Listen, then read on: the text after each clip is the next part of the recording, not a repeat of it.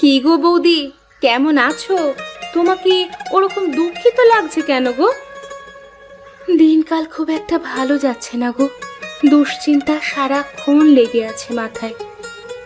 কেন গো বৌদি, কি হলো?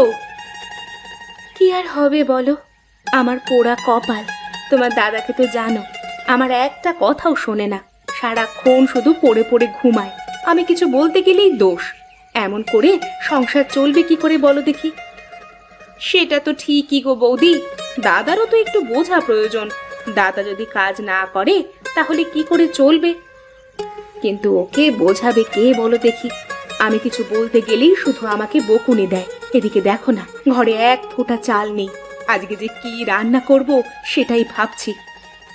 তুমি চিন্তা করো না গো বৌদি, আজকে না হয় তুমি আমাদের ঘর থেকে চাল নিয়ে যাও, তারপর কালকে কিছু একটা ব্যবস্থা করো, কেমন?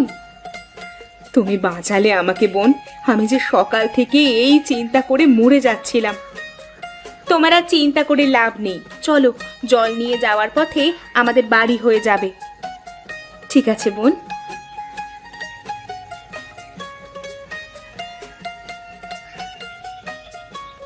আহা কি আনন্দ আকাশে বাতাসে।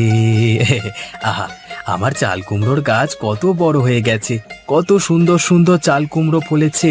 এখন আমি এই চাল কুমড়ো বাজারে বিক্রি করে অনেকটা মুনাফা কামিয়ে নিতে পারবো। তারপর আমার গিন্নির জন্য একটা নতুন শাড়ি কিনে আনবো।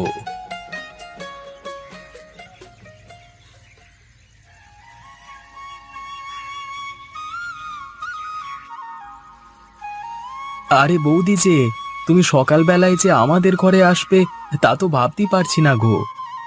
কি করব বলো ভাই, বিপদে পড়ে তোমার কাছে সাহায্য চাইতে আসতে হচ্ছে। বিপদ? কি বিপদ গো? সেই তো বৌদি, এ তো মহা মুশকিল।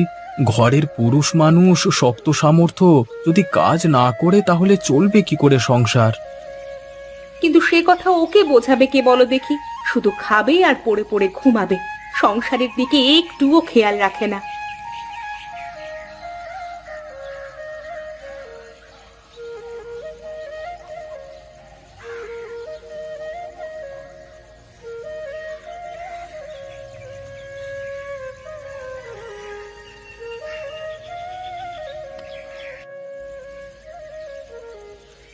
অসংখ্য ধন্যবাদ বোন, তুমি যদি না থাকতে। আরে ধন্যবাদ দেওয়ার কোনো প্রয়োজন নেই বৌদি। কোনো রকম অসুবিধা হলে আমাদেরকে জানিও। বিপদের সময় তো একে অপরের পাশে থাকা উচিত। ঠিক আছে রে বোন, আমি বরং এখন আসি, কেমন? আচ্ছা বৌদি, নগেন দাদাকে একবার ট্রিপ আমার সঙ্গে দেখা করতে বলো তো, আজকে একটু দরকার আছে। হ্যাঁ আচ্ছা ভাই, আমি আজকে গিয়েই ওকে বলে দেব।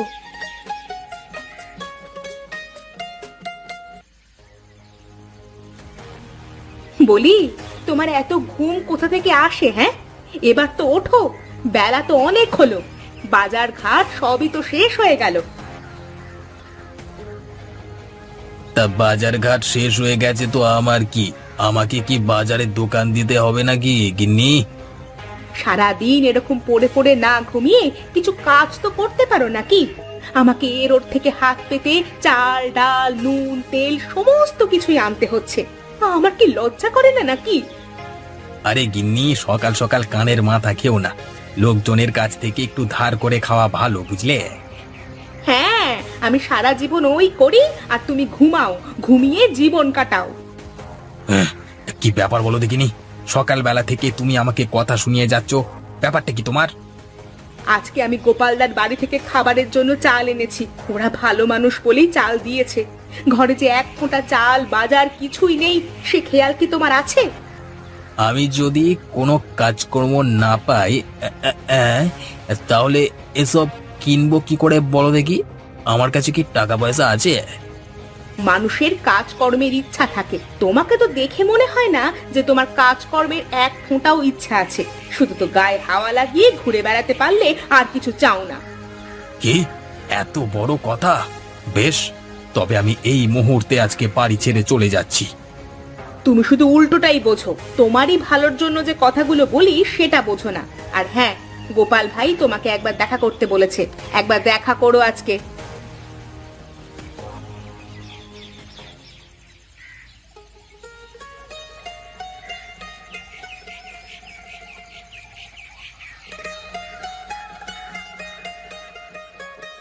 আরে এসো এসো গোপাল, তা হাতি কি নিয়ে এসেছো? ওটা দেখে তো দারুণ লাগছে। আগে মোড়ল মশাই, এটা হলো চাল কুমড়ো, আমার ঘরে আমি নিজের হাতে ফলিয়েছি। বাহ, এ তো দারুণ ব্যাপার। তোমার নিজের ঘরে ফলানো চাল কুমড়ো যে এত সুন্দর তা তো আমি কল্পনাও করতে পারছি না। তা কি সার দিয়েছিলে এতে?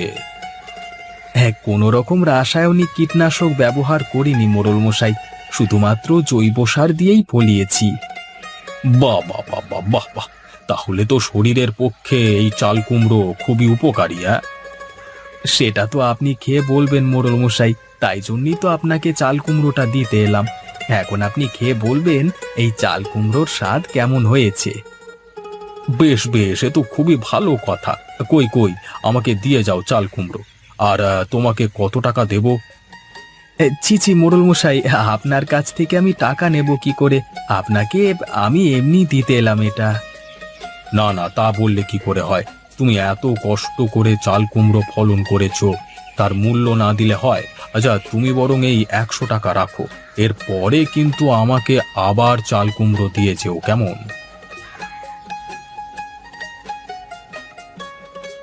হ্যাঁ মোড়ল মশাই, অবশ্যই আপনাকে দিয়ে যাব। আমি তবে এখন আসি মোড়ল মশাই।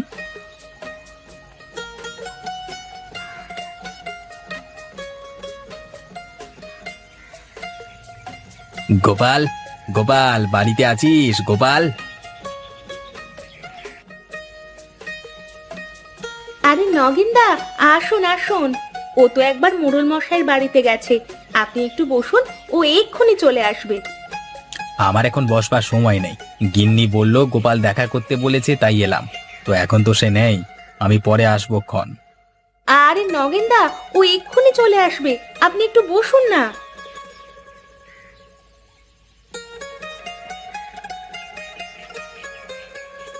আরে নগেনদা যে, কখন এলে? এই তো গোপাল, এই মাত্র এলাম আমি। তা কি ব্যাপার, তুমি আমাকে ডেকে পাঠিয়েছো কেন? হ্যাঁ হ্যাঁ নগেনদা, তোমাকে আমি কিছু কথা বলবো, সেগুলো খারাপ ভাবে নিলে কিন্তু হবে না। তুমি কি বলবে বলো না গোপাল, খারাপ ভাবে নেব না ভালোভাবে নেব সেটা আমার ব্যাপার। নগেনদা, এই যে তুমি কোনো কাজকর্ম করো না। ব্যাস ব্যাস, আর কিচ্ছু বলবার দরকার নেই। এই এক কথা গিন্নি সকাল থেকে আমাকে শুনিয়ে আসছে, আমি আর অন্য কারোর মুখ থেকে শুনতে চাই না। আমাকে কেউ কাজ দিলে তো আমি করব, কাজ নেই তো করবোটা কি? হ্যাঁ, শোনো নগেনদা, তোমাকে আমি কাজ দেব, কিন্তু কাজটাকে মন দিয়ে সুষ্ঠুভাবে করতে হবে, কোনো রকম ফাঁকিবাজি চলবে না।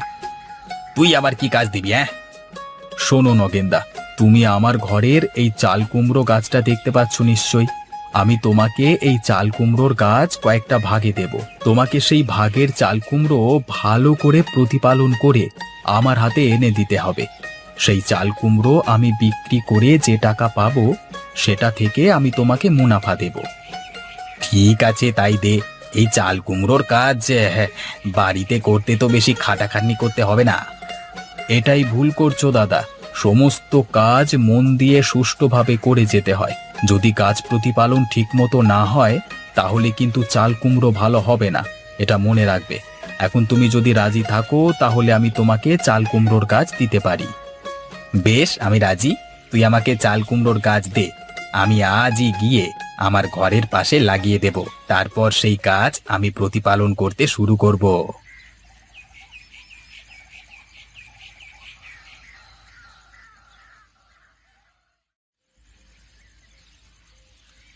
গিন্নি, আরে ও গিন্নি, কতক্ষণ ঘুমাবে? আরে উঠে এসে দেখে যাও একটা মজার জিনিস।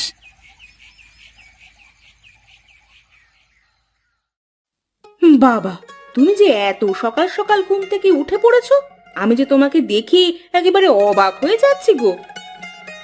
আর সামনে তাকিয়ে দেখো, আরো অবাক হয়ে যাবে। কালকে আনা চাল কুমড়োর গাছটা আজকে কত বড় হয়ে গেছে দেখো। আরে তাই তো, এ তো অবিশ্বাস্য কাণ্ড। এই গাছ তো একদিনে অনেকটা বড় হয়ে গেছে। নজর দিও না গিন্নি, আজকে থেকে আমার এই গাছকে আমাকে খুব ভালোভাবে প্রতিপালন করতে হবে। তাই গোপালের হাতে আমার ভাগের চাল কুমড়ো খুব ভালো ভালো তুলে দিতে হবে। তুমি এখন নিজের কাজে যাও গিন্নি, আর সকাল থেকে আমার কানের মাথা খাবে না, এই বলে দিলাম।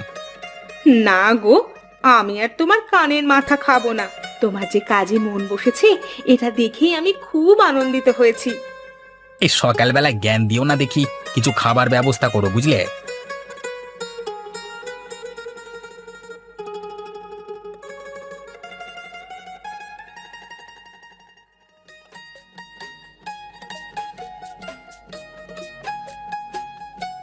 গোপাল, বাড়ি আছো নাকি?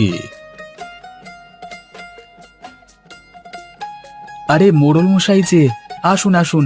এত সকালে আপনার পায়ের ধুলো আমার ঘরে পড়লো, আমার যে কি আনন্দ লাগছে।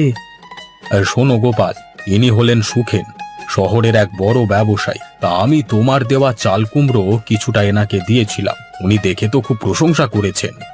হ্যাঁ সত্যি, এরকম দারুণ চাল কুমড়ো আমি আগে কোনোদিন দেখিনি। শহরের মানুষেরা পেলে একেবারে লুফে নেবে। তাই আমি ওনাকে তোমার কাছে নিয়ে এসেছি। এবার উনি কি বলবেন তুমি একটু দেখো। হ্যাঁ বলুন, কি বলবেন?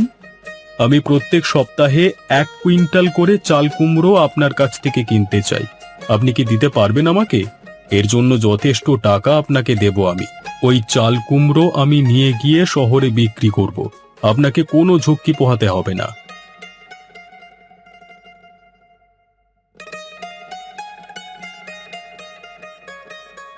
আরে মোড়ল মশাই, আপনি যে এখানে থাকবেন আমি কল্পনা করতে পারিনি।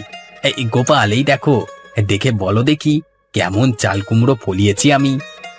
বাহ, এ তো অপূর্ব সুন্দর, একদম আগেরটার জোড়া। আপনারা কি দুজনেই তাহলে চাষ করেন নাকি? আসলে গোপাল আমাকে চাল কুমড়োর গাছের ভাগ দিয়ে চাষ করতে বলে, আমি তারপর থেকেই কাজে মন দিয়ে এটা ফলিয়েছি আর কি।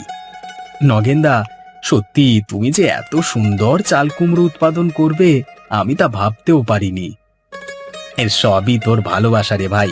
তুই যদি আমার পাশে না থাকতিস তাহলে আমার পক্ষে এ জিনিস করা সম্ভব হতো না। তাহলে তো ভালোই হলো, আমাদের গ্রামে 2 জন চাল কুমড়োর চাষি আমি পেয়ে গেলাম।